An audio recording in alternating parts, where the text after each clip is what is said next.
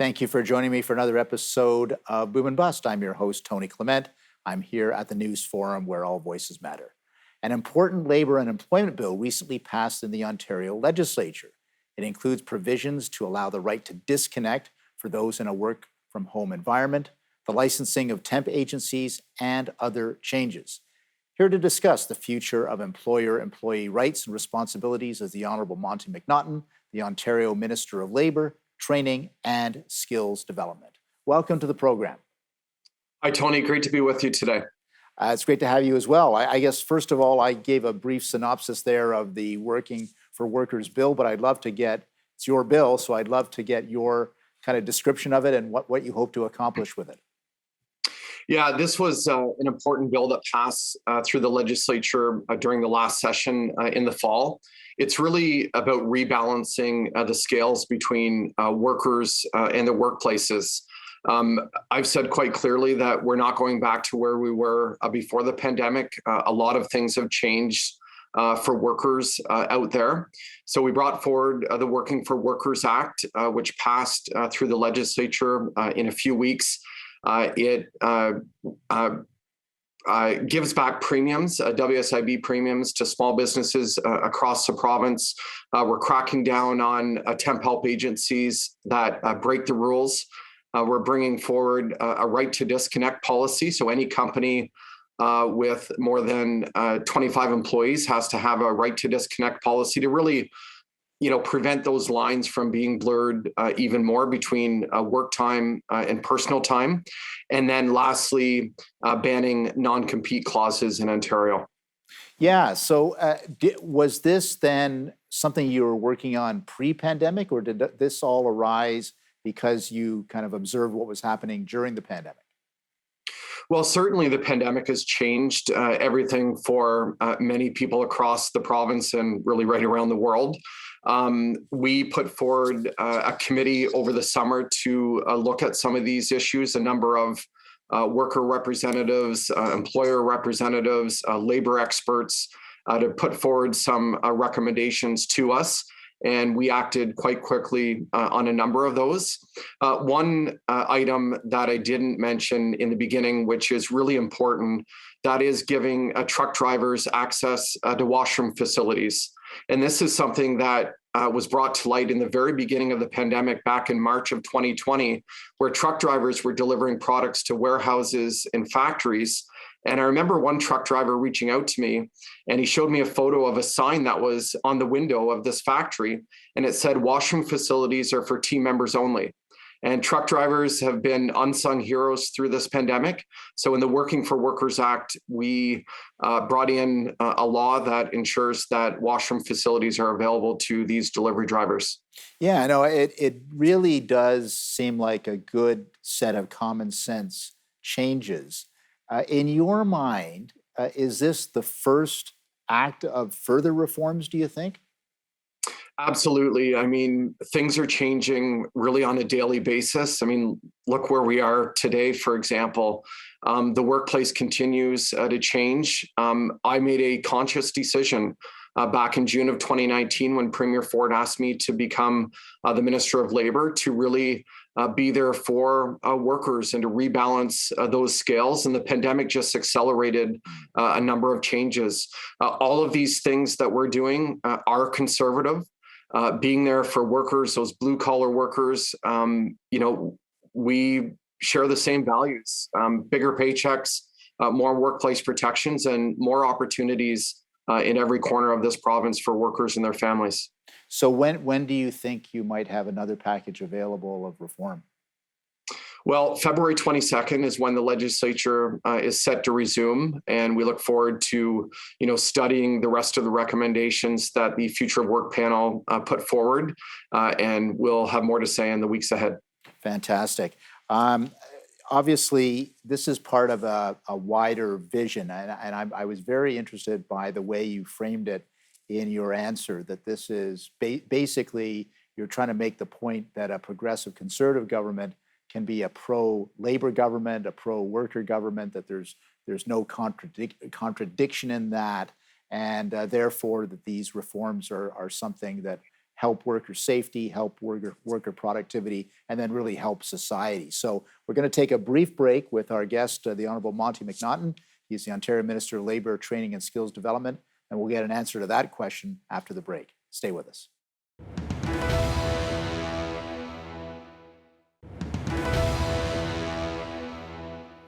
And welcome back to Boom and Bust. I'm here with the Honourable Monte McNaughton. He is the Ontario Minister of Labour, Training and Skills Development. Monte, I kind of framed the question for you just based on one of your reactions to one of my questions, that there seems to be an overarching vision here about a progressive conservative government in Ontario being pro-labour and pro-worker. Could you expand on that a little bit? Absolutely. I mean, I've said this many times. I really believe that the left, like the NDP and Liberals, have abandoned workers. I mean, we see many times they're more concerned about statues than they are bigger paychecks.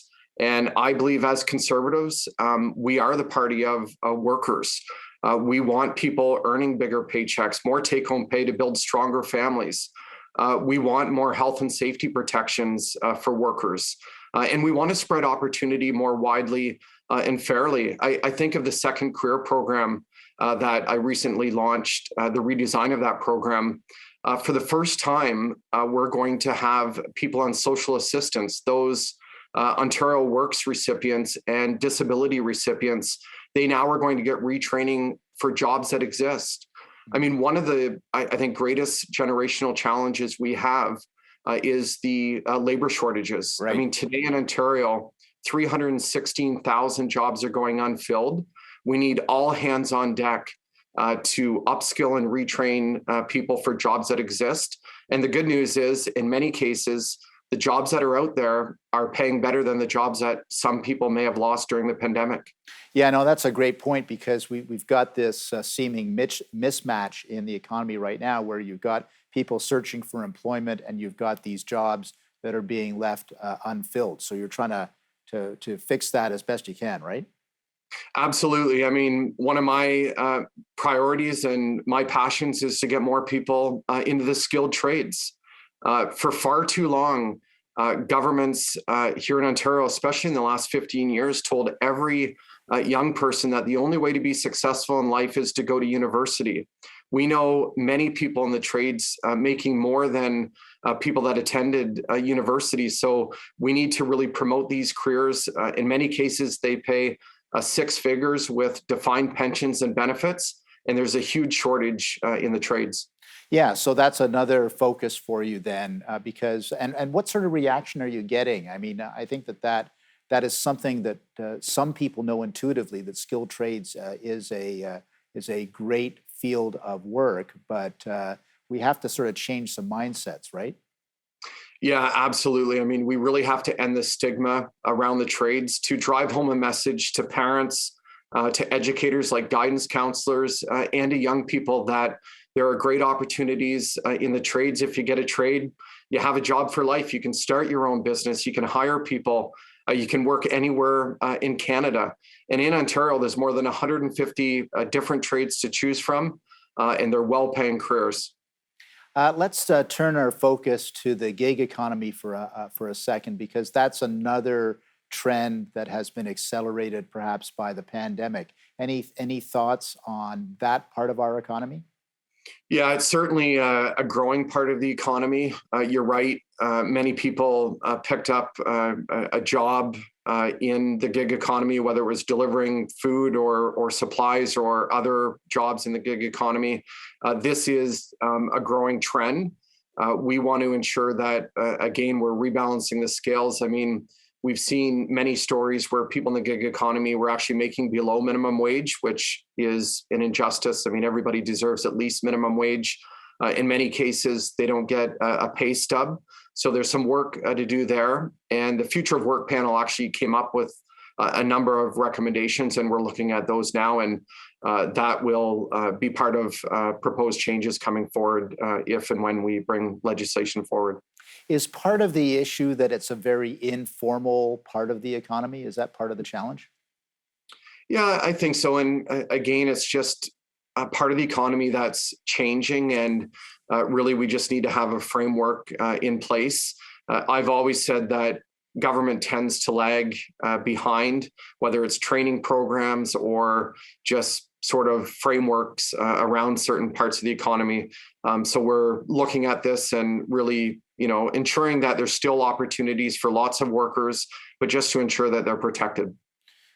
Great. And of course, one of the things that you also mentioned off the top is that you're examining or aware of this trend of working from home. And obviously this was accelerated by the pandemic, that the fact that people are, even if they've got traditional jobs in a traditional office, a greater and greater chunk of their time is spent working from home. So let's examine that issue a little bit after the break.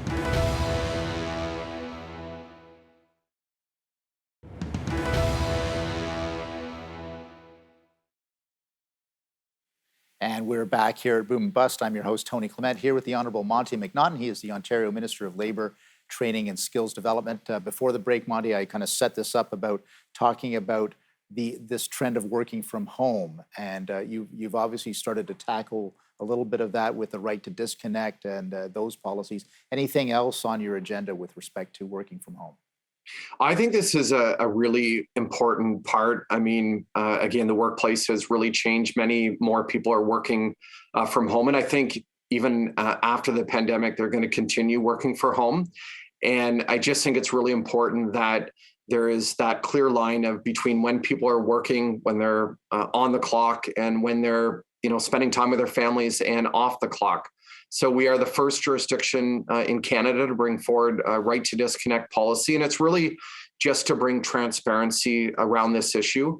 Again, the other benefit for business, I think the best companies out there are doing this already, being really upfront with their workers. And it's part of attracting and retaining talent. So we're requiring any employer with 25 or more employees to have a right to disconnect policy tailored to their own workplace, just to really bring transparency around this issue. Obviously, a lot of what you do as minister does involve traditional private sector labor unions as well. So how would you describe your relationship with the labor union sector? Well, my priority when I became the Minister of Labour was really to open up a dialogue with Labour. I remember those first 3 months reaching out and sitting down with more than 100 Labour leaders, from provincial Labour leaders to national ones to local ones.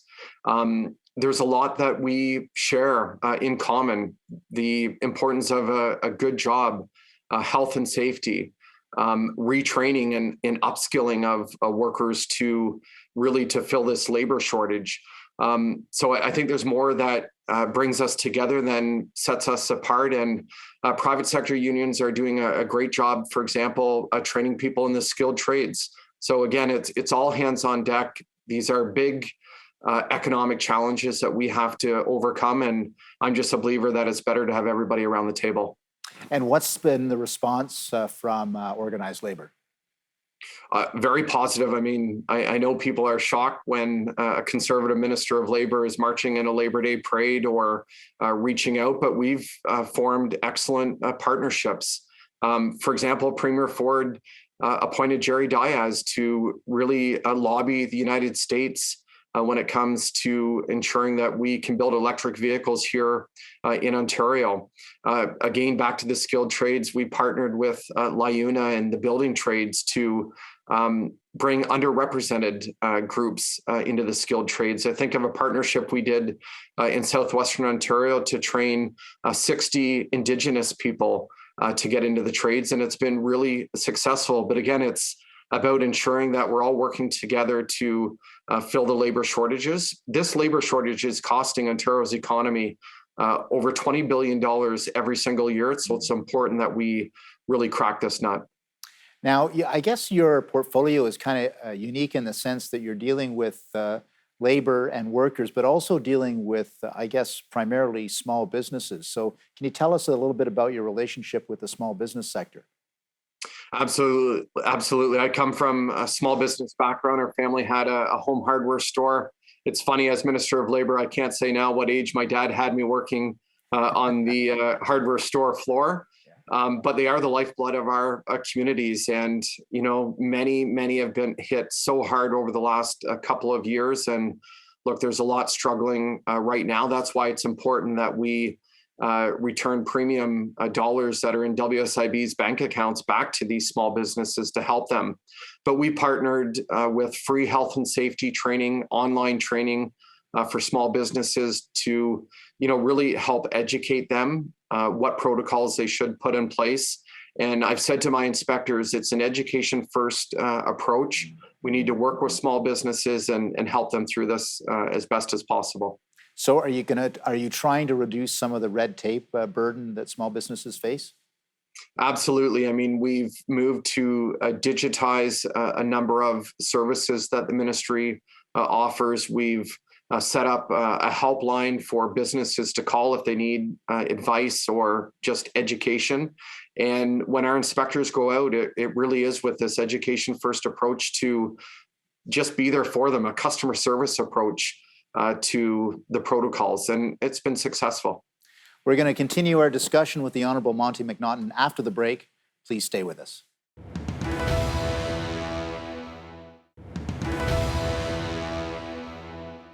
Welcome back to Boom and Bust. I'm your host, Tony Clement, here having a conversation with the Honourable Monte McNaughton. He is the Ontario Minister of Labour, Training and Skills Development. Monte, you basically have an economic portfolio. There are other economic portfolios like economic development and obviously finance and so on.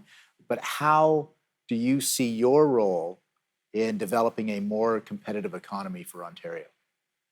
It's all about upskilling, retraining workers, filling the labor shortages. We have the best workers anywhere in the world right here in Ontario, but we do have a skills mismatch. And it's important that we ensure that our workers here in Ontario can take part in the economy. Many people just need a hand up when it comes to training and retraining. And our ministry wants to be there for these people. To make sure that they can get connected with a better job, a good job in their own community, so they can have more take-home pay, really to support their families. That's, in a nutshell, what my mission is. Now, obviously, the primary mission of Vic Fideli, your cabinet colleague, he's been on the program before, a couple times, I think, actually, is obviously to sell kind of Ontario business in other jurisdictions. Is that kind of, I'm not derogating anything away from Vic, but is that how you see your role as well, to assist Vic and the government to do that? Absolutely. I mean, I work closely with Minister Fideli. One of the areas of responsibility that our ministry has is provincial immigration. And just before Christmas, we launched an aggressive campaign to attract 100 international entrepreneurs to come to Ontario to create and start a business outside of the GTA, to help regions of the province that need help when it comes to economic development. So that's one initiative that's underway, and we work closely with obviously the Premier and Minister Fideli on this. Yeah. So, and how's that going so far? Is it just getting going? We just got it launched. We just opened up the stream for applications. Again, we want to attract entrepreneurs here to Ontario to set up shop outside of Toronto. And I think there's going to be a lot of exciting opportunities. One of the things that we are calling on the federal government to do immediately is to double the Ontario Immigrant Nominee Program. So right now, Ontario has essentially a say in 9,000 immigrants that we bring into the province. We've prioritized skilled trades workers and healthcare workers, but we want the federal government to double that for this year, to go from 9,000 to 18,000. And then in the fall, the Ontario-Canada Immigration Agreement expires, and we're calling on the federal government to give us more of a say and more autonomy over the immigration system, similar to what Quebec has. Right. I see immigration really as an economic tool to create jobs in our communities. Yeah. So how is your relationship with your federal counterparts at this point? Well, I work closely with the former minister, Marco Mendicino, and to his credit, he did increase the Ontario Immigrant Nominee Program slightly a couple of years ago. And I've had a number of meetings now with the new minister, Sean Fraser, and we laid out our requests. And I know the Premier has spoken to the Prime Minister about this. I see this as something that really the federal government and Ontario can work together on. It's in the betterment of the economy overall in all of our communities. So are you optimistic going into 2022 as we are? In about 30 seconds, that's what we got left. Are you optimistic about Ontario's chances to make headway on these things? I am. Look, I believe in the people of Ontario. We have a plan to help grow our economy. Obviously, we're going to be challenged over the next few weeks with COVID, but we are going to get through this and build back a stronger economy after COVID-19. Monte McNaughton, the Honourable Monte McNaughton, the Ontario Minister of Labour, Training and Skills Development. Thank you for being on the program and best of success with all of your projects. Thanks, Tony. Thanks for having me on. As you can see, the Honourable Monte McNaughton is a very busy fellow. He's got a lot going on in terms of the employer-employee relationship, working with organized labour, skills development, upgrading training, even immigration issues. So a very, very busy minister on a lot of different fronts, and basically taking into account the fact that the workplace is changing and the types of work that is being done and the conditions of work that is being done. So stay with us. We're going to have more of these segments in the future, but thanks for watching.